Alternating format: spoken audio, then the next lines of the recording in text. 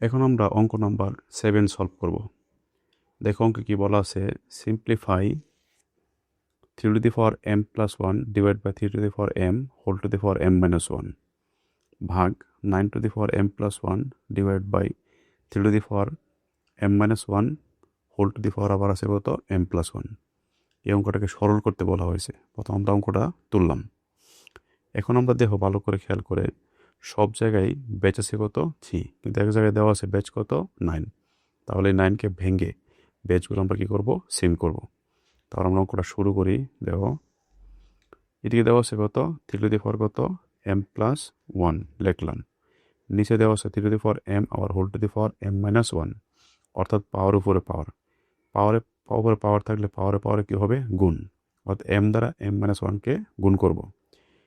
m গুণ হলে হবে কি m স্কোয়ার, m দ্বারা মাইনাস 1কে গুণ করলে হবে কি মাইনাস m ভাগ।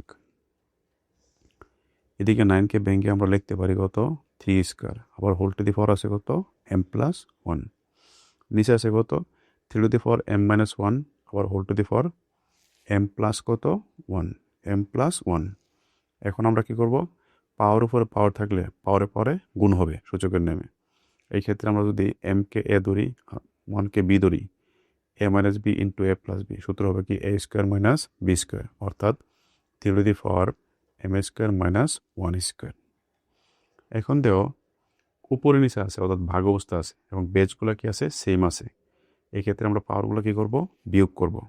বিয়োগ করার নিয়ম কি, প্রথম 3 লিখব, উপরে m প্লাস 1 লিখব, আর বিয়োগ করবো কত m স্কোয়ার মাইনাস m। বিয়োগ করার জন্য আমরা কি করব,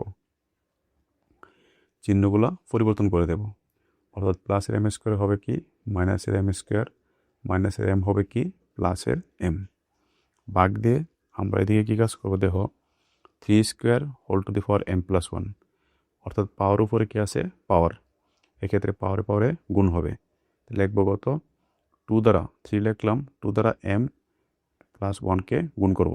2 দ্বারা m কে গুণ করলে 2m, আর 2 দ্বারা 1কে গুণ করলে 2। নিচে আমরা লিখতে পারি কত m স্কোয়ার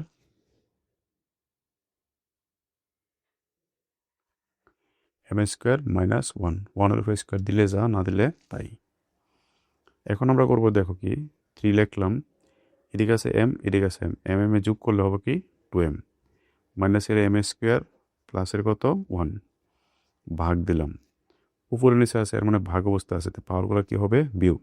এই ক্ষেত্রে প্রথম 3 লিখব, উপরে পাওয়ার যেভাবে আছে সেভাবে লিখব, আর নিচের পাওয়ারটা চিহ্ন পরিবর্তন হবে বিয়োগের জন্য। প্লাসের m স্কোয়ার আছে মাইনাসের m স্কোয়ার হবে, মাইনাসের 1 আছে প্লাসের 1 হবে। আবার দেখো ব্যাচ আছে 3, এদিকে ব্যাচ আছে 3, আছে কি ভাগ অবস্থায়। ভাগ অবস্থা থাকলে পাওয়ারগুলো কী হবে বিয়োগ।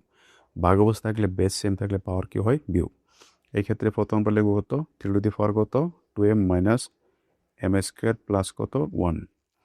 এরপরের যে পাওয়ারগুলো আছে এগুলো বিয়োগ হবে এর জায়গা থেকে। বিয়োগ করার জন্য আমরা কী করবো, চিহ্নগুলো পরিবর্তন করে দেবো। অর্থাৎ 2m আছে হবে কি মাইনাসের 2m, প্লাসের 2m হয়েছে মাইনাসের 2m, প্লাসের 2 হবে মাইনাসের 2, মাইনাসের m স্কোয়ার হবে প্লাসের m স্কোয়ার, প্লাসের 1 হবে মাইনাসের 1। এখন দেখো প্লাসের m স্কোয়ার মাইনাসের কাটা, প্লাসের 2m মাইনাসের 2m কাটা, প্লাসের 1 মাইনাসের 1 কাটা। এখন এদিকে কি আছে 3 টু দি পাওয়ার মাইনাস কত 2। তাহলে আমরা উপরে যদি 1 দিই তাহলে এই পাওয়ার থেকে মাইনাস কি উঠে যাবে, অর্থাৎ 3 স্কোয়ার হবে 1 ডিভাইড বাই 3 স্কোয়ার। পাওয়ারে মাইনাস থাকলে উপরে 1 দিলে পাওয়ার থেকে মাইনাস উঠে যায়। অর্থাৎ আমরা লিখতে পারবো 1 ডিভাইড বাই কত 9। এটাই হচ্ছে কি তোমার আনসার।